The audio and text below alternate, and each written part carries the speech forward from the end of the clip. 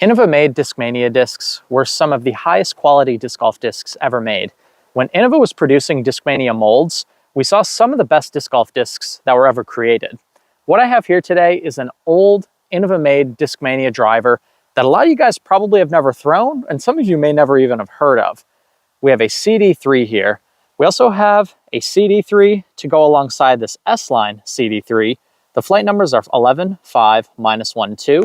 And people always, at least back in the day, called this basically the Discmania Wraith.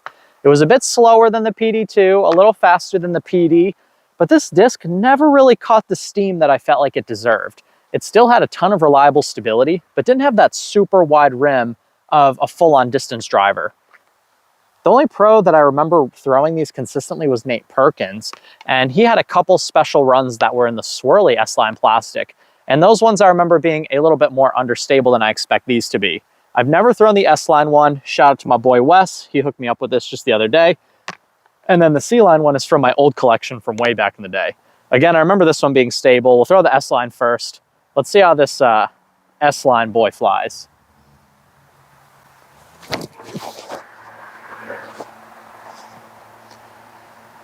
Nice little bit of glide with a good fade. And now I'll show you guys the C-Line one's definitely way more stable.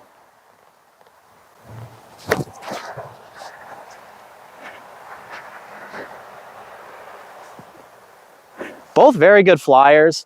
Those always flew a lot better for me than the PD2 did. Let's go grab them and we'll throw them a few more times.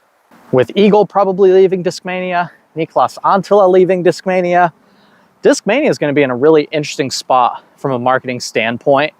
One thing, a bit of advice that I would give to Discmania would be to open up a Discmania street team style team, or maybe like a Ranger style team. I think if you don't have really prominent pro players on your roster, especially on the MPO side, you really need a really strong ambassador team.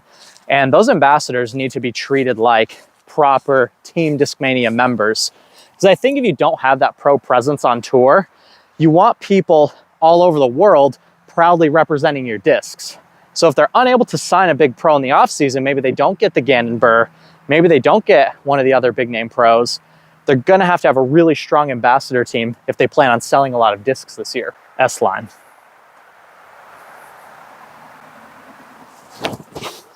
I really need to give that one some more height.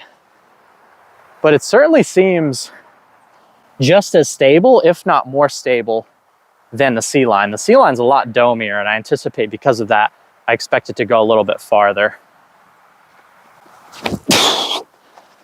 I definitely like the feel of the C-Line more, which is unusual for me. Usually I like S-Line plastics more than C-Line plastics, but that old kind of gummy-ish Innova made C-Line from 2015 to 2018, just some of the highest quality Champion or C-Line style plastic that I've ever felt. I'm super curious to see what Discmania is able to do from a marketing standpoint, because they've always relied so heavily on their superstar players to promote their products. And if they're unable to secure Gannon Burr, they could be in some real trouble from a marketing standpoint. I'd love to hear what you guys think about this. Do you think just signing a big name pro is the best way to market your products?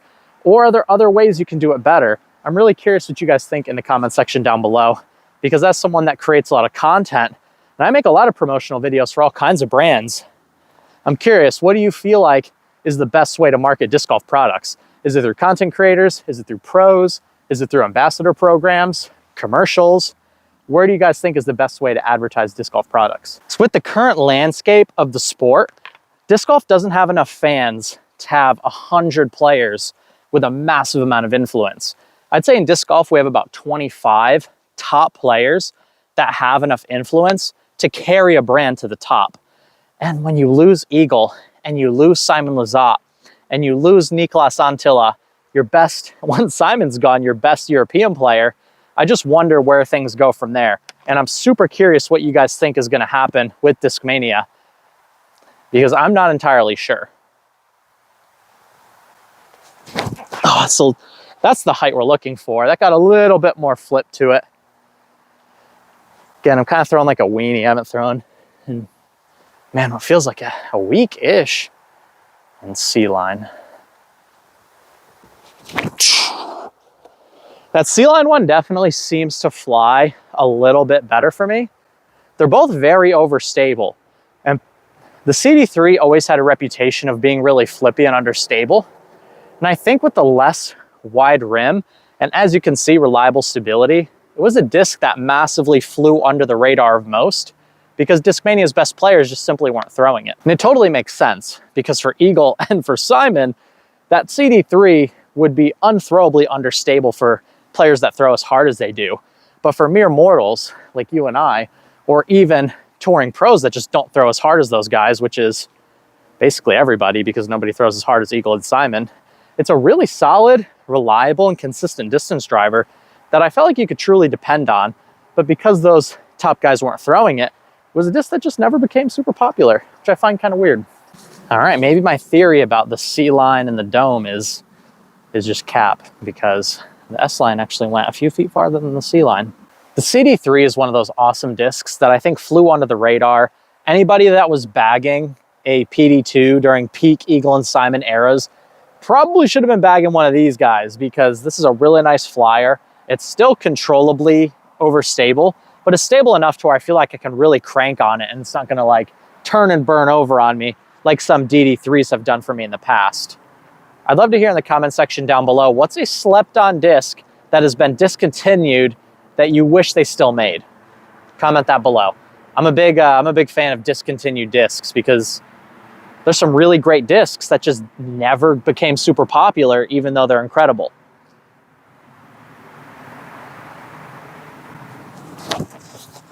Oh, that was the power, but I didn't give it height. I went farther than all the other throws and it was 1 foot off the ground. Struggling to give that one height. I'm not sure why. This one feels much better. This amount of dome just seems to work for me.